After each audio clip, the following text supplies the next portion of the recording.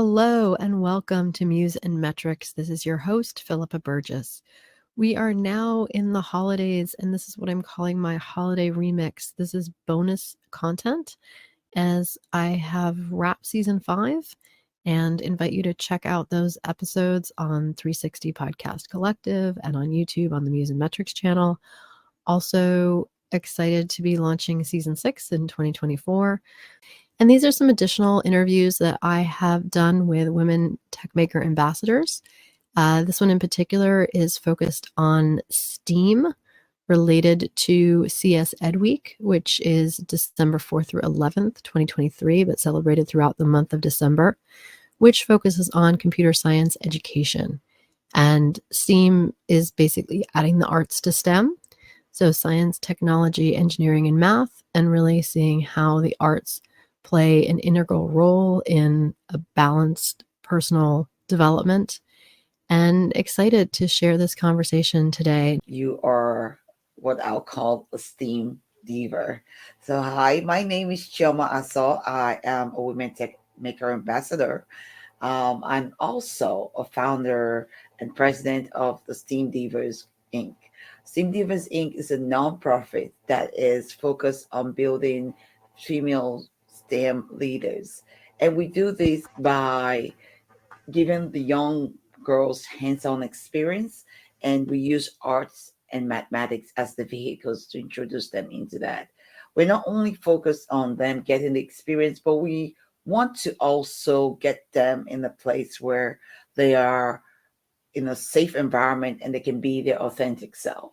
So that's kind of major for us, because we want to encourage diversity, but we don't want everyone to be coming as diverse but end up becoming like everybody else. So that's our focus. I love that. That is wonderful. And I think the hands-on part is so incredibly important. Just sort of in terms of a family background, one of the things is my grandfather, my father's father, was a principal. And so being an educator was kind of his life work.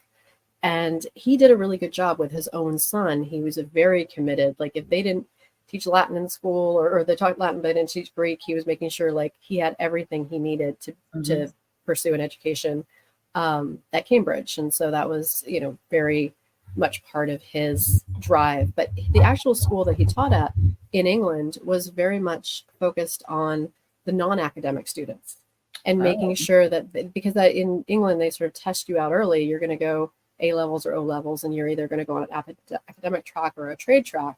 And he taught at the trade school, but he made sure that the ones that had that academic, that they could kind of cross over and they could kind of move ahead. But the biggest thing that my dad sort of taught me is that how they taught biology was they taught gardening. How they taught, so many things just were very practical. And I think sometimes we kind of miss that when we sort of track people arts or sciences. Right. Is that how much our whole world is about science. We live in a world that has gravity and measurement and rules, and but there's so much still to discover, and that is actually a creative process. That's correct. That's really correct. I mean, STEM without creativity is just done, right? And I'm not one that goes with like, okay, it has to be science and STEM, because I believe everything has balance. I feel like addition of arts within STEM will give it its fulfillment, and addition of science within arts will give it its complete fulfillment. And going back into the conversations around hands-on, this is how I started. When I was growing up, I had messed around a lot with my mom's radio and TV. She had this radio and TV around, and I was always curious, and I end up breaking them. And she would get somebody to come home and repair it, and I'll be hanging around them to figure out how they do it. And then I break it again and fix it myself. And so the hands-on experience did keep me going. And it moved past the fluff of, okay, do you know what V equals to IR is? Because now I kind of have a way of understanding how signals work that are created by my own self. Now, that being said, that's kind of like the experience I wanted most of the students on STEAM Divas to learn, because when they grab that hands-on experience and they get into school and they encounter some of the hardships that come in with science subject because they think differently, then in that aspect they can now remember, hey, I was actually good at this hands-on stuff, so this is not a discouragement for me. It did help me a lot too, because when I was in school, I struggled with some classes, but I always remember that I can do this because I had done something on my hands and gotten some results out of it. So I do have a reason why I built the curriculum around STEAM Divas the way it is, based on my personal experience. And when it came to the introduction of arts, I was trying to get a lot of girls that felt like science is not from them because, like you said, they when I was in that growing up, they made us pick a side. Like, you're gonna be science or arts, pick one. And I'm just like, I like all of this, right? And so I thought we are missing out on a lot of creativity by forcing people into these boxes. Because if you think about it, when in science, most times people say you're being logical, and then the arts and humanity, they say you're being creative, and that forces sometimes when we're working in environments where people cannot think outside the box. And true solutions come from when we immerse creativity within the logical space. Very, very much so. And I think there's a couple of things in, well, I guess similarities in the arts. I mean, in the arts, there's communication. And I find that so many of the incredibly talented scientists that I am now encountering in my studies and in my work are lacking that confidence and that ability to know how to get their ideas out, Hmm. to all the great things that they've discovered and researched. It's like getting a stage to be able to share that, Hmm. and also to be visible, that other people can see them and they can stand as the role models that they are. Hmm. I think the visibility part is really important. And I've just found myself in so many rooms where I have made an effort to sit on my hands and not be the first to speak, because I'll always be the first to speak. I have no problem with that. But I Yeah. always want to create sure I'm creating space for other people, and that encouraging other people to speak up and participate, and knowing kind of when to make sure that whoever's leading the group knows they can always rely on me to fill the space, but that I'm not going to take up all the space.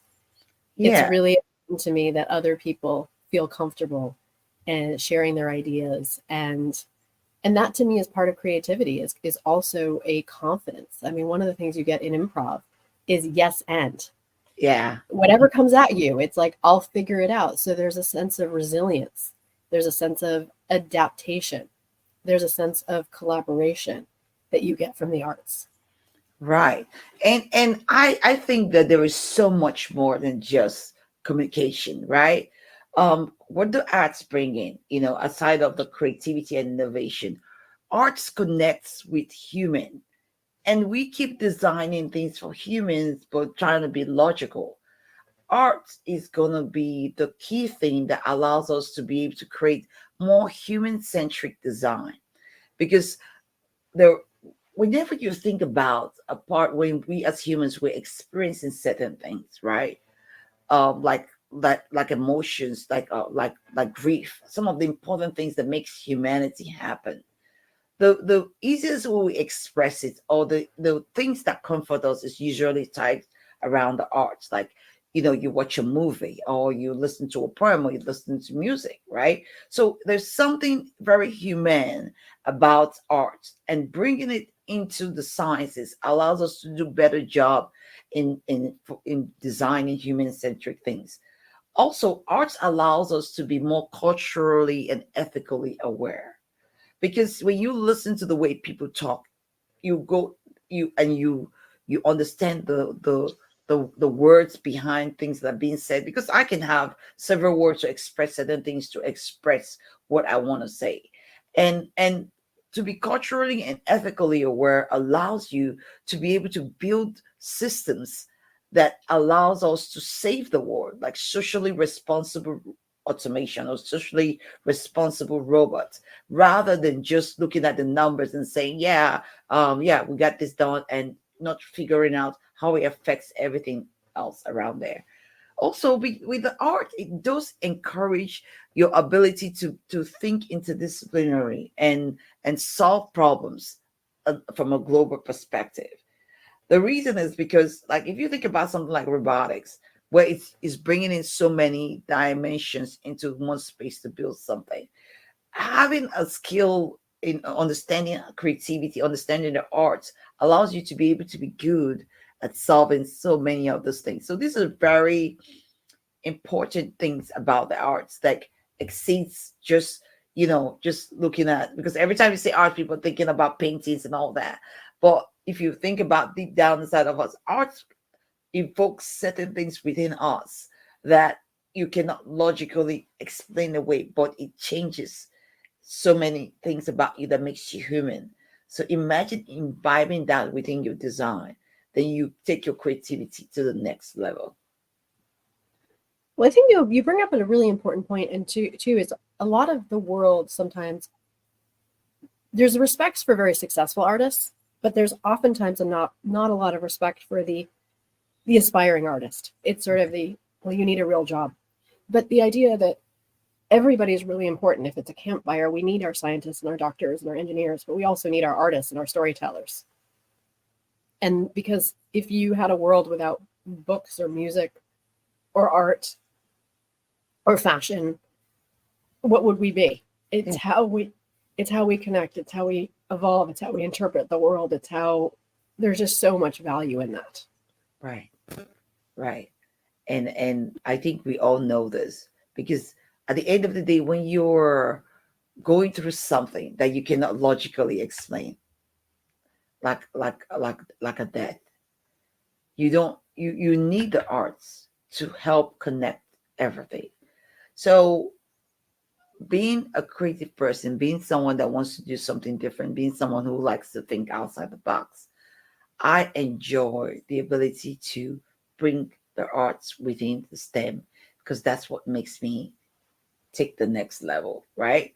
And I can give an example with how, since there's a Ed week, I want to tell you like how I feel like even doing things like programming is very artistic, right? Because, you know, people think, yes, there is a whole lot of logic within it, but there's a creative space that comes into solving this problem in such a way that it's an art. And you move from the dimension of I'm just solving a problem to I'm creating solutions to things that people want to see.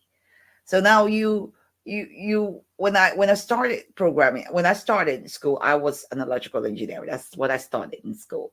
And at that point in time, computer engineering was coming up in my school. So they added the department for computer engineering, but they merged it together with the electrical engineering group. And I ended up learning how to program from that situation. I got into, we started out with assembly language and then we got into C++, and I loved it. Now, mind you, my passion has always been robotics, and I've not had opportunity to be able to do anything robotics, because robotics is something out there. People talk about it. It's still a growing field. And I just said, well, electrical engineering is as close as I could get to it. Well, when programming came into play, I said, wow, I can make my robot do things, because what software does for us, it allows us to be able to communicate with a machine in the way that we communicate with ourselves, right? So hardware, you make it do certain things, and then the software allows you to automate or make the machine do the things you want to do. So I'm like, I can, this is as close as robotics as I could get, right? Now, mind you, it's new. Everyone's like, you have to pick one. You got to go between engineering, hardware engineering. You got to go to software engineering, whichever one. I was like, no, I want to do both. And all of this is part of the reason why emerging arts into STEM is not different for me, because I was like, yeah, just like with programming, I was like, I want to do both. I'll do both, and I stuck with it. Fortunately for me, when I left school, I got into building automated systems, which allowed me to use my hardware and my software. And that's why I'm like, sometimes you just got to stick with your guts. I was like, okay, now look, I found something, right? I found something that would allow me to use both of the things that I love. And I said, building automated systems. And that's as close as you can get to robotics at that time, which is still, automation. And it was allowing me to be creative in the space of using my program to communicate with my machines, and then allow my machines with my hardware to communicate with the real physical world. So that's how I was able to immerse both of them. So programming is art to me. And I always find it funny because people will come to me and they'll be like, yeah, are you doing engineering and all that? I'm like, my job is actually an engineering leader. My hobby though, it's programming and things like that, because that's where I allow my mind to just take on a logical path, and it frees up space about things that's overwhelmed. And I think people do it with writing, and people do it with right, and listening to music. They allow a part of their brain to function differently, so their mind can ease up on whatever thing else is going on. So for me, because program is art to me, I just enjoy looking at other people's program or watching the way people build other hardware. And that's something I do all the time. If I go somewhere and I see someone's hardware, I'm thinking in my head like, oh, how did they make this work? And I'm breaking it down because I'm seeing the artistry within the space. And I'm like, this is beautiful. I bought parts that I don't need, but just because the way they designed it was beautiful. And just being able to create that connection between being an artist, because I love painting, I love listening to music, and then bringing it into the space where STEM, and I treat it like an artist too, like, oh, this is beautiful work. So I can look at the program and I can guess what it's trying to do because I can see the artistry around it. It does make me a stickler for, like, okay, if you're gonna use braces, make sure you make a tab in there. But it's the art for me, and it makes me enjoy what I do. So I can just imagine if we have built a society of people who can merge the artistry into their STEM, it changes things. Well, let's focus about getting STEM jobs to go ahead and make money. Like you said, how you were like, oh, aspiring artists, you do real work, but rather we will be admiring the thought process behind how they came to this, and we can take that and put it into real world situations that we need solutions for, but we can't think outside the box. Very, very much so. I think that one of the things for me is tech is just another tool in my toolkit. And so that's where I started, as I felt like I was very much tracked on a artistic path. But when I got to college, and it was the early 90s, there was HTML, and I was like, oh, I can build a website. And I started coding. I had no idea that that was a thing, or that I could then pursue a computer science degree or become a developer, or I just was like, oh, it's a skill that I have. And then as I went forward and did a lot of marketing, I could be on any team, and if they needed a website, this is long before they had the sort of turnkey ones, but you actually had to code it. I was always the one on the team to build things. If we were ever had a project and it was going from idea to execution, I was always the one being like, oh, okay, no problem. I'll build it. I'll figure it out. And is that tech? Is that creative? To me, it was always wanting to be part of a solution and being very concrete. Another thing I kind of get from my dad is he often will say, you need to pick between, are you a strategic leader or are you an operational leader? And I had just finished a leadership class where I was actually very pleased to hear them say, you can be both. And it really is important to be, and that's very much how I am. I love strategic thinking, but I'm very operational. I'm like, let's get it down to brass tacks. Let's get it done. What does it, we need to actually build it. And that is both a creative and a science kind of mind. Yeah. I think that for you to be able to use your mind to its fullness, I know they say it's one is right brain, the other is left brain. I don't know how true that theory is, but I think that the mind itself requires both for you to be able to get it working. I don't think it's opposites. I think that as an artist, if I was I am an artist, as an artist, and if I get in some of the logic that comes in with building STEM, I can create solutions with my art while bringing in full on creativity, because that's pretty much what I do on the other side. It's just I'm just leaning more clearly towards the sciences. I can imagine someone who is an artist who, like you mentioned, building a website, and you're like, I want to build a website, and how can I get this website to be pleasing to people? These are means of going into programming that does not follow the traditional way. And you have to realize that someone came up with this by thinking outside the box, and suddenly we have user-centric UX design as a career and all of that stuff. How did this happen? Because someone's creative juice was spilling out, was allowed to be. And I think that one of the reasons that we see a situation where someone like you was pretty much pushed into art, or maybe you just felt like this is easier, is because we don't have diversity within the STEM field. So we're seeing a lot of people thinking in one directional process, and the possibilities are not allowed to exist. And which is part of the reason why I'm so focused on having females in STEM. I want female STEM leaders because they're going to bring in thoughts and minds and ideas that we don't allow. Imagine that you're sitting somewhere right now and someone said, how is it that I can get to the next level of science like you were doing? And someone says, oh, don't worry about it. You like colors too much. I think you should go focus on art, and you would be like, yeah, this is easier. And I've seen this happen with a lot of women saying, oh, this is easier. I don't really understand the logic that's in sciences because the environment was not created for us. And so it's very easy for us to go where it is. That's why representation matters. When you see people that look like you're like, I can do it, and things like that. So whenever I go into or talk to a lot of young women or talk to women in engineering, half the time they're talking about imposter syndrome. And I'm like, the number of people with imposter syndrome is just too much for this to be normal. Could it be possible that we're existing in environments that were not created for us?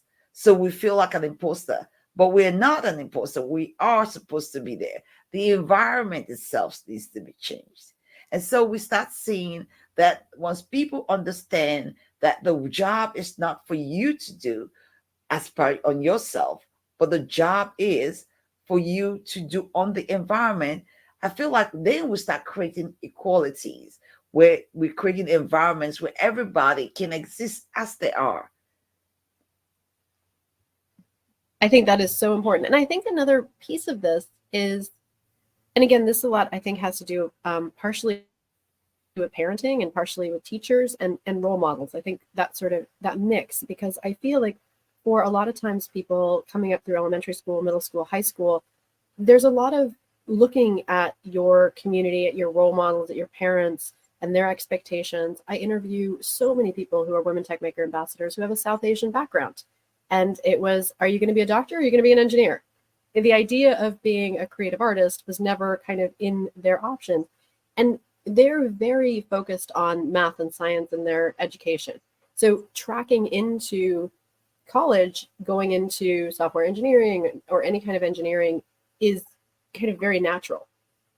And sometimes they have to break parent expectations who wanted them to go into the medical field and they've chosen the computer field. And that's a big sort of, they had to even own their confidence to make those kind of transitions based on parent expectations and cultural expectations. Mhm. And I think that if you look at American media, we tend to sort of make the person who knows math the geek, the unpopular person. We don't add a lot of social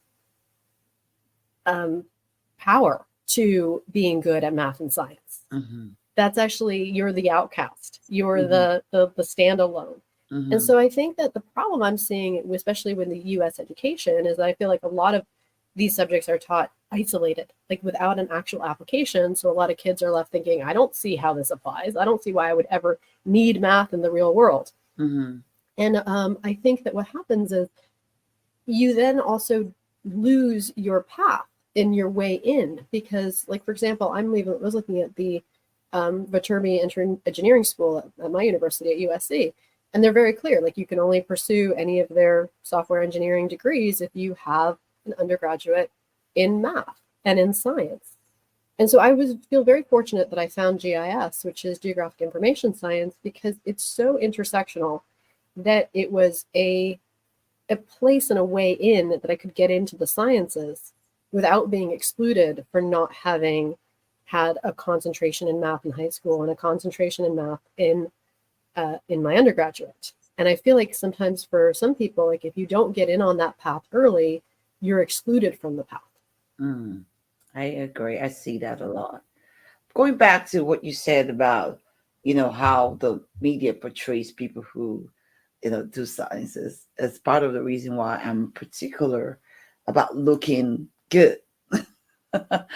Because I want a lot of women, when they see me and also understand that I'm an engineer, that I'm okay, being fashionable, showing up, looking great.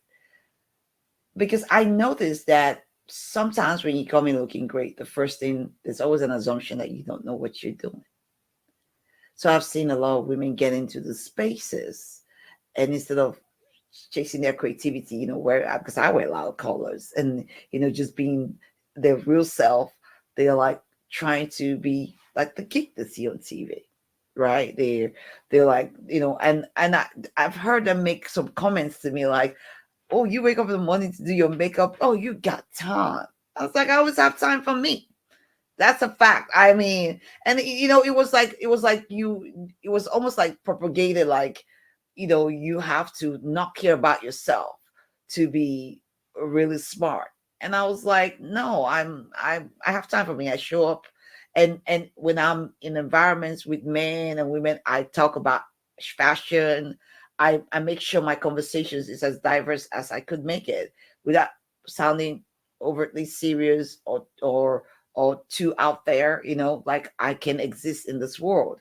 When I write my articles on robotics or articles on anything that's technical, I make sure I infuse things around it that is completely, part of our social connection, you know, like something you can talk about. I'll connect it to a music, or I'll connect it to a saying, something we use around the neighborhood, right?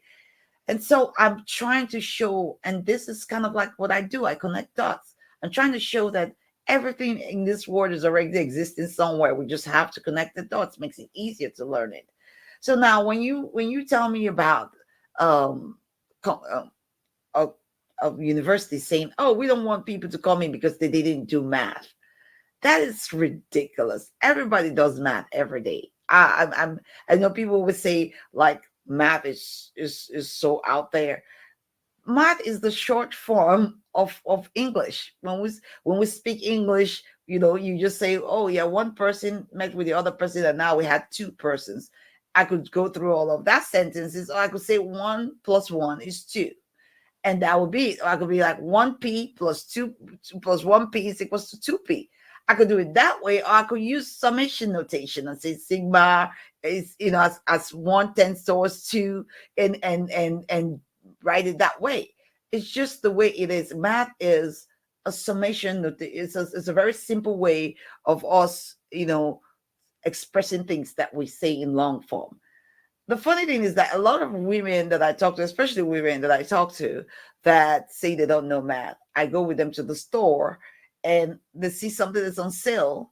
And before I could even mathematically follow my logical way that they taught me in school to solve a math problem on how much the sale is going to be, they're like, "Oh, yeah, you're going to save $2 here if you buy this one. This is a better deal." And the other, and I'm like, "How are you doing this?" Because I'm still solving it, right? Because they've figured out a way to solve a math problem. But because they're not sitting down in classrooms and doing the 1 + 1 is equals to 2, therefore is this, they feel like they don't know math. But everybody does math. So the question I will ask a university like USC that is saying, "Oh, you need math," how about creating an opportunity for somebody to learn the math that they need for the next level of what you're going to teach them? Because they have their own way. They've You can't exist in this world without math. You can't. The same way you can exist in this world without learning a language. So we put things within boxes, and then we get confused that we're not, things are not changing, or we're not bringing our best selves. I think that's crazy, because I've seen people, I've gotten ideas from some people who are definitely not in the science track. And it's because they are not even held back by some of the rules and laws that I know. And I'll be telling them, like, yeah, why don't you do something like this? And I'll be like, yeah, you know what? You're right. Let's try that. And I think that is what we call the power of diversity. Diversity is not, let's call off this place, or bring in a female so she can come and be taking notes. No, diversity is the ability to be able to get in ideas so that everybody can think differently because someone brought in something new. And so we are missing out on the power of that when we start restricting, like, oh, you need to know math before you go here. Maybe we need to figure out a way to teach stuff so that everybody can imbibe it the way they're comfortable with. All comfortable with failing. We have to be. Because if we're not comfortable with failing, we will not do anything. I've reinvented my career so many times. I also think when you talk about failure, there's a question of effort versus no effort. I think sometimes people perceive if you're an A student, you put in a lot of effort. And if you're a C student, you just didn't put in the effort. And I think it's okay to be the C student who put in the effort, who, really was like, okay, wow, this really stretches me. I just don't naturally think this way. This takes effort, and I'm going to sort of fall short of the expectation because I don't really quite get it just yet. But I'm willing to show up. I'm willing to put my best effort forward, and the grade will be whatever it will be. Mhm. I think even when you have a no effort situation, it just lets you know that, oh, okay, guess I have space to put in effort. And if and that's something I do with my kids too, because when they come up to me and say, oh, mom, somehow my kids end up being overachievers. I don't even know why. And they say, oh, mom, my grades, especially my daughter, my grades are not looking good. And I was like, did you do your best? Are you sure this was all you had inside of you and you gave it your best? And she says, yeah. I'll be like, yeah, then it is what it is. You've done your best, and that's what's important. And not the grades. And I want that for her, because she has the tendency to want to be perfect and have all A's and all of that stuff.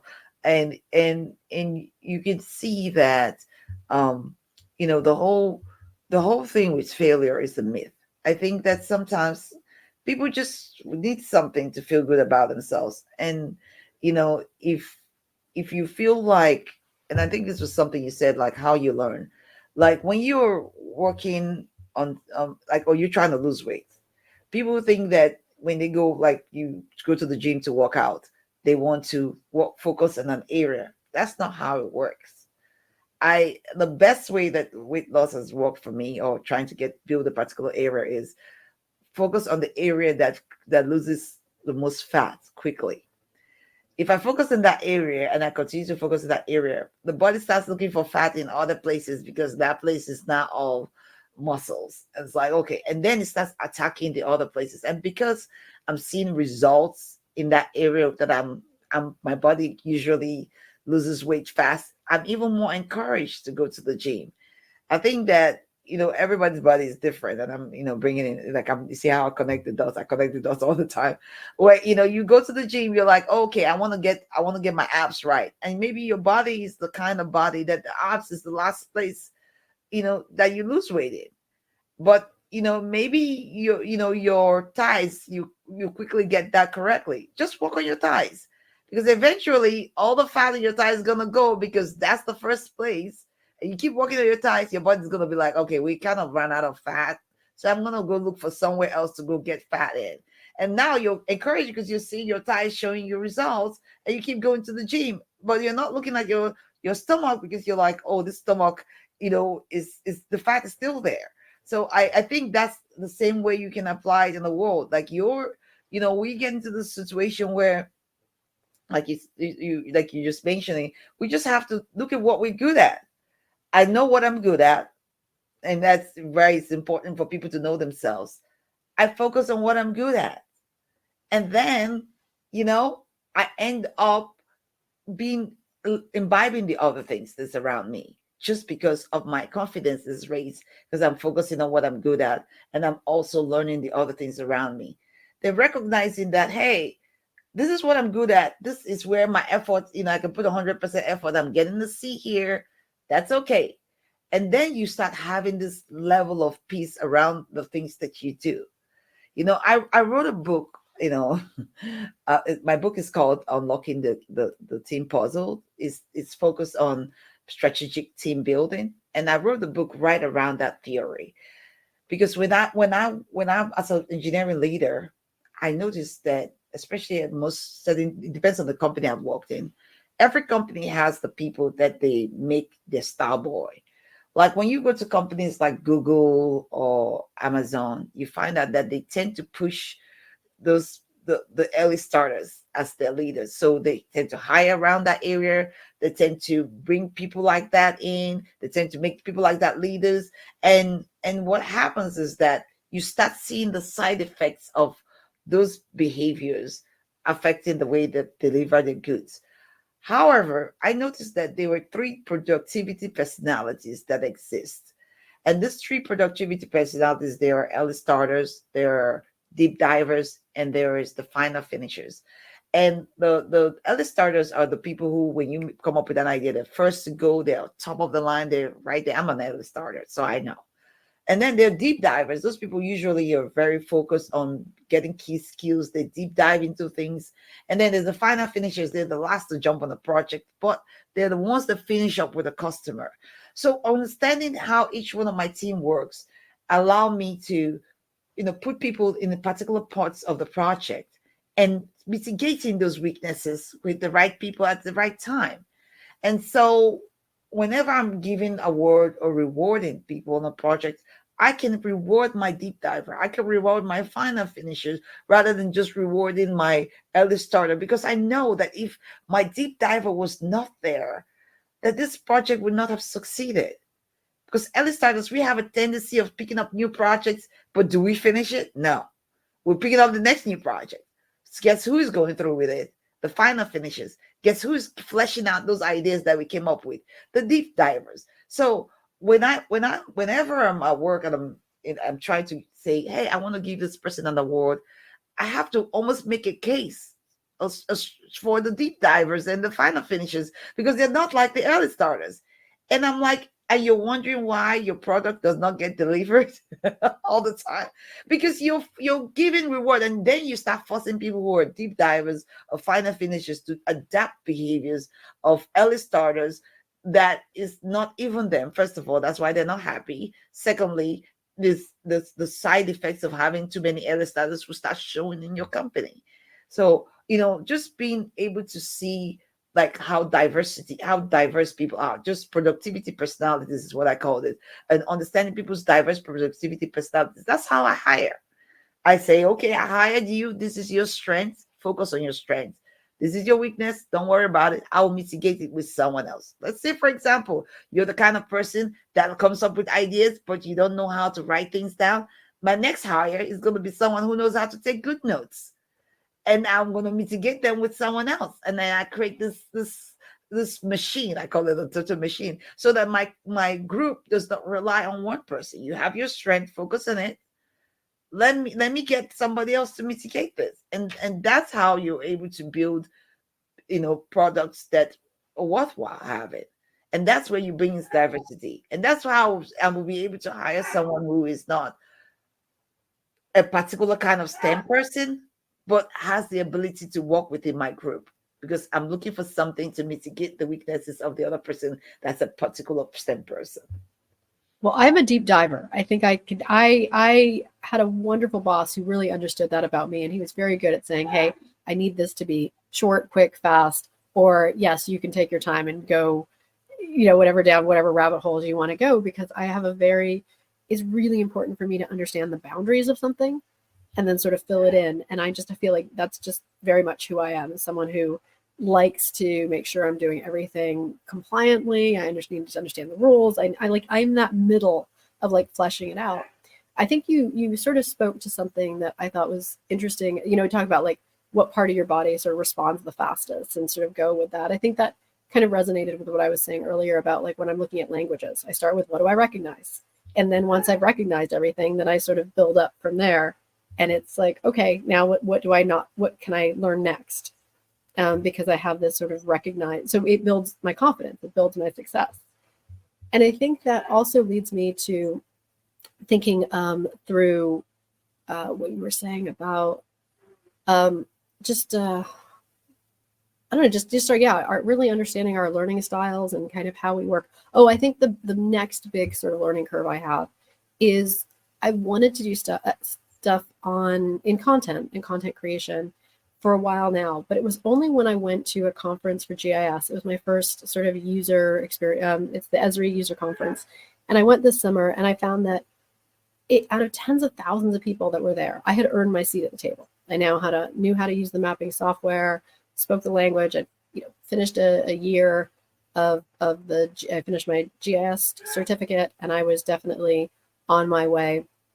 And I found that I was the only one there who identified as a podcaster, a YouTuber, a blogger, and realized that I had been trying to put that away because I was like, oh, I'm in STEM now, and I'm going to do this sort of science thing, and realized it's like, wait a second, there's a gap. There's a way that I can actually add value to this community. And it was after that I really sort of started this kind of these interviews and really saying, hey, let's bring people to this stage and let's talk more about GIS, about STEM, about women in STEM, about technology. And I just realized that I was like, oh, there's a place for me that is unique to me, because there really isn't anybody that I've crossed paths with that has my 15 years of experience working in the entertainment industry and has my 10 years of experience working in digital media and digital marketing, and then has made this transition into owning my identity. Not to say I was always I've always been an early adopter in tech. I've always been, at least on the software side of things, Right. just always using software, and now learning more about, just coding and building things and customization. And so I think that all of that together has like sort of led me to say, okay, I want to do videos, but I still have a huge learning curve ahead of me. I mean, I mentioned my very first internship was at a video editing production house. Mm-hmm. Yet at the same time, now I'm, many decades later saying, oh, I need to learn how to edit. But I'm also like, let's just start where we are. Okay, simple interviews that I can do. And then later as I go, I can go back and I can cut clips and I can add graphics and I can, put some music in, and I can make it even better. But it was like, hey, let's just start where we are. I'm not going to wait to do these interviews until my editing is perfect. I'm just going to begin. And then as I go, I can always, as my skills improve, loop back to old content and keep sort of upgrading it. That's very great. I mean, I'm glad you know your learning style, because my learning style is connecting dots. So sometimes I could be talking about something, and next thing I would just bring something so out of the world in there. It was funny. I wrote this article about how how rockets are autonomous robots, and I connected it to a relationship, controlling relationship, and it's always like that with me. I connect the dots to something I'm familiar with, or something I'm comfortable with, and I'm learning Japanese now, and the way I remember the symbols is with I have things in my head that I play, like a Toto is like younger brother, and it looks like this. It looks like an insect, like a dragon, and in my language we say Ototo, which is like an insect that is scary, and sometimes younger brothers can be like very bothersome. So I just connected it. So if you show me the symbol, I will know. So I'm one for connecting, and I will connect as wide. And because I understand that my learning style is connecting, I read a lot. I read all kinds of things. I have no limitations to what I can read or what I'm reading. My favorite things though is sci-fi, but I read a lot. I read all kinds of things. You just give it to me. I'm like, oh, let me read it. No, I even read when I'm not planning to read. But it's like, understanding your learning style takes you to, gives you the ability to be able to keep learning. Then it allows you to figure out, what am I bringing into this group? Because like how you discovered that, hey, I mean, I'm coming with something different here. It doesn't exist. So this is me. So you're able to be authentically you, because the truth is we're all unique. There's nobody that can be us. Nobody can live your life the way you can. There is no you, and all the ideas that you have, and all the things that you're supposed to bring into, all the things you're supposed to innovate, all the things, changes you're going to bring into the world, is if you don't do it, it's going to die with you, because nobody else can do it, because the combination of who you are does not exist. You got to think about it like a combination. People think that it's just a still thing. I said, no, it's just a combination of your experiences, a combination of your culture, a combination of your diverse inputs from wherever you've been at. Those are the things that make you who you are. And that's why if you figure out who you are and who you are authentically, that's how you can succeed. You get rich doing what you love. You get rich being yourself. That's the only thing you can do that nobody else knows how to do, to be honest. Being yourself. And so once we recognize who we are, or know who we are, and recognize our authenticity, then what we need to start doing is like, how do I insert the fullness of me within the spaces that I'm existing in? And once you figure that out, that's how you succeed. Well, you bring up 2 points that I want to kind of comment on there. One is that I just sort of heard someone say that the word of the year for 2023 is authenticity. And I have to say, in my work in the arts and entertainment industry, because I worked a lot with screenwriters and authors and experts, and really what resonates with people, because bringing it full circle back to the arts, is authenticity. If it's what's the best art, what's the best story, it's the one where you bring your unique perspective. You tell your unique story. There's something that really grounds you to the material, whether it's a painting, whether it's a poem, whether it's a screenplay, a novel, anything that has to do with that sense of authenticity. I'll also add that you were talking about reading all kinds of books. I saw a great meme on a mug that had to do with debugging. And it says, debugging is like a murder mystery, where you're trying to solve the crime, but you're also the murderer. That's a good one. That's a good one. I agree. Although I feel like I'm the detective, that's right. That's what I said. You are both the detective and the murderer. You're trying to solve the mystery that you created. And I think that that sense of authenticity, I think, is really, really important with whatever it is that you're studying, whatever you're exploring, whatever you're connecting. And the other thing I want to add to that is what really has the transformation that has happened. Again, in August of 2022, I fully stepped into this GIS, science program. And it was a stretch for me. I actually, even though I had great grades and I'd been at USC multiple times for both my undergraduate and a master's of arts degree, I was actually a little intimidated. Like, am I going to get accepted into a science program? And they were a little late at sort of accepting me, not for any personal reasons, just it was the end of, I was a late spring application, and they were sort of dealing with graduation and onboarding their summer students and things like that. So, but that was that imposter syndrome kind of popping up in me, like, hey, am I going to get this opportunity? I'm ready for it. I want it, but am I going to do it? And then they said, oh yeah, you're good. And I do feel like GIS was, because it's intersectional, it was a great place to sort of start, where there were no boundaries to, you can't do this because you don't have an undergraduate in math or undergraduate in hard sciences. And yet I get to be part of a program where there's a lot of people who have math or computer science, mm-hmm. or environmental science. I mean, there's just so many, or international relations, or like I come in with urban planning. Like, there's all of these different ways in which people kind of address the same kind of idea that we're doing spatial data science, and we're able to tell stories, which to me, back to the arts, but we're using data and maps to do it.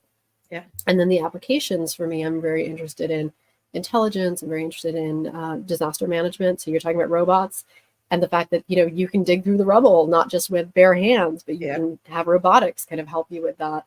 And so I'm very interested in the technology applications as related to disaster resilience, disaster management, climate impact, all of those kind of conversations, and just kind of that joy of exploration. But one of the very first things I did when I got into the program and I was like, okay, now I'm in, now I've started, was I saw the Women Tech Makers Ambassador application. And I was like, hey, I really now own this identity. I'm a woman in tech. Let's do this. And I applied also for an ICCAE scholarship, which was really something that felt very out of sight of my identity at that time, which is an intelligence community scholarship. And I got it. The next thing I knew, I'm being mentored by the intelligence community.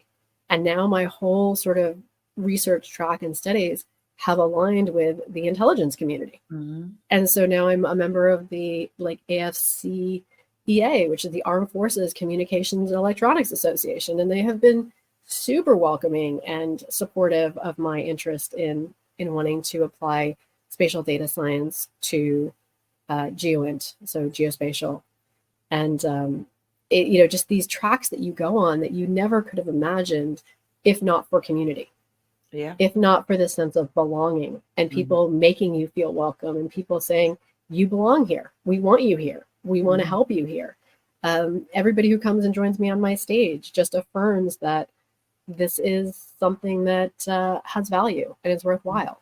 Everybody who comes and watches and shares in this content, I appreciate as well. And so we together are sort of building something. But I think this idea of a sense of belonging and a sense of community has been incredibly grounded that transformation. Yeah. I completely agree. I mean, if I was not a part of Women Tech Ambassador, where would I meet you? Maybe we'll meet in California, but I'm in Florida. So, it's that type of thing where community is very important. So if you think about robotics is a new field, pretty much those of us that's in there right now, we're just passionate about it. And the way we have been able to at least get things moving is by creating a community. I'm part of the Women in Robotics and part of Black in Robotics. I have a group of automated ladies that I work with all the time. We're sharing resources, and it's like something new, and there is no straightforward path. And I think this is the reason why I'm always worried about schools saying, hey, you need math to be part of this, because I don't even know if there are rules for getting into humanities. If they say, oh, you need to have an art degree for you to be able to do any master's in humanities, I don't know if they have the same rules. I'll find that incredible. But because at the end of the day, when it comes to those areas where there's creativity, they give people so much freedom. When it comes to STEM, they're like, oh no, you gotta be here. And I find that sad, because the degree of freedom that is given to any kind of object is what allows us to be as creative as possible, to be able to be innovative. And right now, with the advance of AI and LLM languages, nobody really knows what the future is going to hold. Who knows whose job is going to get on the chopping block, because AI can do it, because robots can do it. And I love that concept. I know a lot of people are afraid of it, but I love it, because if you're a learner, you'll be excited. I feel like robots, at least the ones I would like to build, will be the ones replacing mundane tasks, so that people can really chase their passions. Instead of us oh, I'm going to be going here, I'm moving this to here so that I can, earn salary. I'm like, no, I'm making enough money. Here's a basic income. Chase what you like. Chase after the things that you're passionate about. Let's meet our basic Maslow triangle, and you have your shelter, you have your food, and you're healthy, and then you can chase after your passion.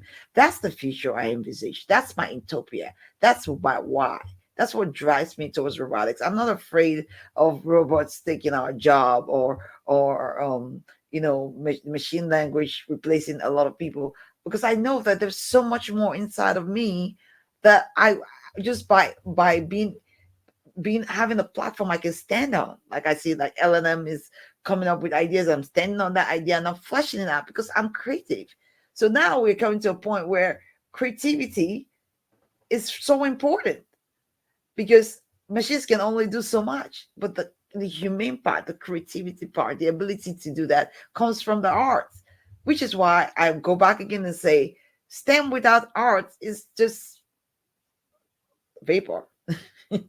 You need STEAM. You really do need STEAM because we don't know where the future is gonna go. Like you're mentioning, you're coming in with the skills, and it seems like you're the first in your time doing something like this, and before you know, we could have a whole curriculum existing at USC for people who want to merge, content creation with GIS. You never know, right? You never know what the future holds. And there've been careers in my time that have been in school and working that that have just gone away. They've been replaced by something. They're no longer viable, because new technology is coming out. So we have to move away from that mindset of, oh, you don't have math, you can't do STEM. That's crazy. How is it can we fix this gap here so that people can go into STEM without math? Is there an opportunity for them to learn math on as they're going? Is there an opportunity for them to get what they need, focus on what they need, without getting bogged down with all of the details in math that's not necessary for where they're trying to go? I feel like schools need to start thinking outside the box. Teaching has to change. The way people learn has to change, evolve with the times that we're existing in. That's right. Don't be afraid of failure. I wouldn't be the person telling myself no. I'm serious. I would be, I'm doing it. I'm not telling myself no. Let you have the opportunity to tell me no. Because I think most times a lot of women, they tell themselves no. Why are you telling yourself no? Before they even tell you no. And you just never know. And sometimes, let's say you put your resume out there, you apply for a job and you didn't get the job, but your resume out there.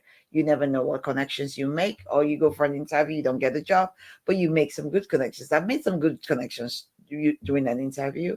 I've made some good connections just connecting with people randomly. So you never know. Just I don't think people should put themselves in the positions to tell themselves no. But I know sometimes it's hard because you hear too many voices, and you hear too many people telling you things. But I'm not in the business of telling myself no. Let the rest of the world do that. I'm like, yes, you can do it. Yes, yes, yes, yes. And all like all the what's the worst thing that will happen? They'll say no. You miss 100% of the shots you don't take. At the end of the day, if you can find a community, build one. I think you mentioned it before, and I think that, a lot of us are working really hard to sit at tables that other people built, and sometimes you just have to build your own table. Yeah, yeah. I'm working on this new technology. I'm still working around it, that I called community building with secular economy, where I want to see I want to have my community and building it where I know what I'm giving out, and I know what I'm taking in. And I'm going to build another connection with someone who is going to be taking in and giving away. And we're going to connect all the dots until we create a circular economy where everybody feeds everybody, and every in this and it's just in there. We're going to have a front office, but the back engine is going to be us.